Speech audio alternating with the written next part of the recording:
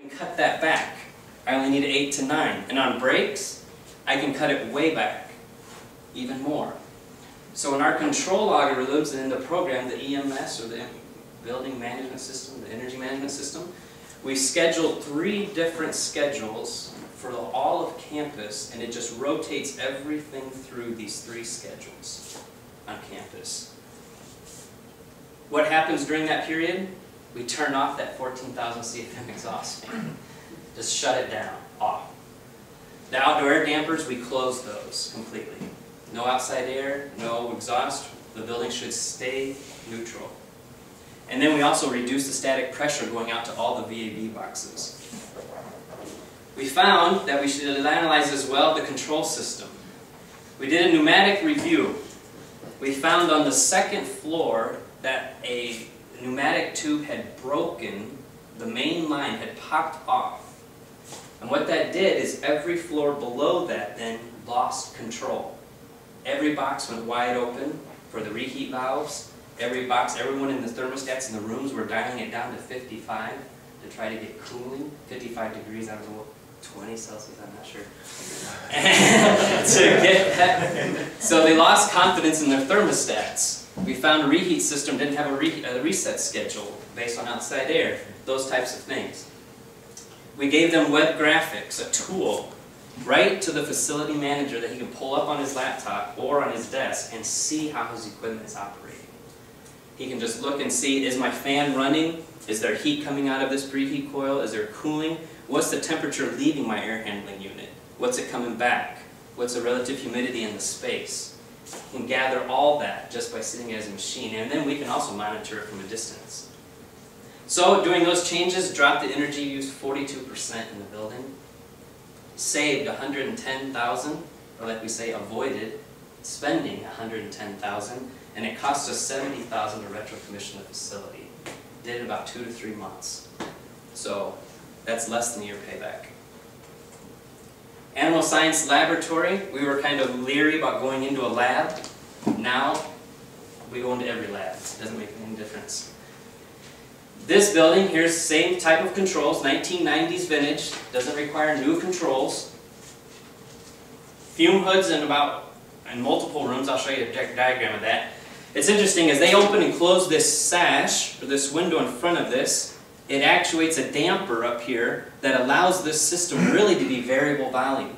So if they would close this, it wouldn't need near as much air in the room. But the people didn't know that. Up on the roof then, there's this bypass duct. So if everybody closes their hoods, I still need to discharge the hood that is open, right? 3,000 feet per minute, I got to get it way up there for code. So they have these ducts that would just suck outside air into the building and just bypass and not need to condition it. Well, their systems were running 24/7 in that condition. It was costing $571,000 a year. So once again, occupancy schedules. The green area are pure labs. We couldn't do anything for scheduling in any of those areas. But the red and the blue, we were able to schedule completely off. Shut the units off at night. So the air handling unit goes down, no air is supplied to any of these rooms, and the people aren't there. We shut down the exhaust fans as well. We reviewed the lab exhaust system. This is just a complicated drawing that one of our students came up with, but it looks great. But each of these yellow boxes is a fume hood, just to give you an idea. We're going to zoom in at the top here. Here's that duct coming around from outside. All these little ducts are coming into it. You have these 2 fans that are running the energy then and sucking it out of this main branch trunk out. We were wondering, why do they need to use 2 fans? We brought it up to them at a facility meeting. I said, well, how do you think we should handle this? They said, well, we can make a sign. I said, okay, what do you want to make it look like? They said, well, let's use this. We're in an animal science laboratory. Well, we'll create this sign. I said, well, you could try that. I said, but let's go with something more generic. So they just put this on every door of the labs. Taped it on there. People started shutting their sashes. Then the exhaust fan on the roof turned off, because we didn't need it. We started saving a lot of energy. Went down 25%, saved 60 grand annually, and it cost us 102 to do the job. So we're about a 2-year payback in that arena. This was a huge building. Siebel Center for Computer Science.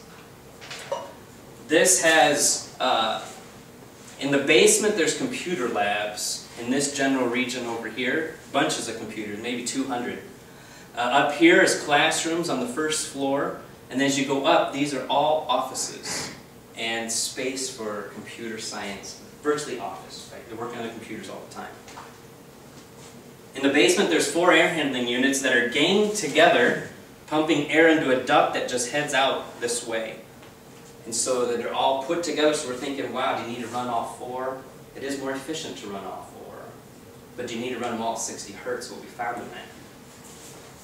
The outside air was only coming in this unit, and the louver that was here into the outside was completely plugged. Feathers, leaves, plugged. No air was coming through that duct. No economizer then, if you use economizers like up here. There's a picture of it. Isn't that cool? That's all I would say. Every room, every office had a thermostat to control its own VAV box, and it had an occupancy sensor.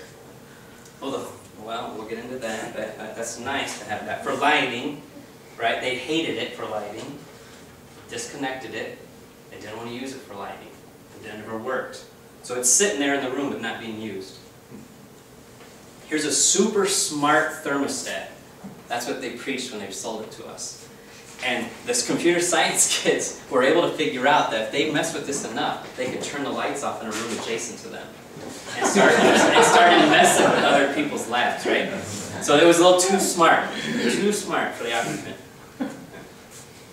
We had reheat coil issues. Let me show you this video and see what you think of this. Typically people pipe water, but we thought maybe we should pipe oil to go into this system. He's going to start, they'll lift it here shortly to give you a better image. You can see this is coming out of the heating system. It's just a black oil filled with metals. The valves are being eaten alive in the system. And so what it does, and eventually it'll clear up, and now you have drinking water, I guess, if it gets clear enough for you. That was just one example of one of the systems we found there. We also looked into the control sequences. They wanted to use the occupancy sensor in the control sequence. Let me show you. I don't want to complicate this too much. But here in the code, in the line code, it says, let's make the building occupied based on a floor schedule instead of room by room. And then, let's go ahead, this here is very interesting.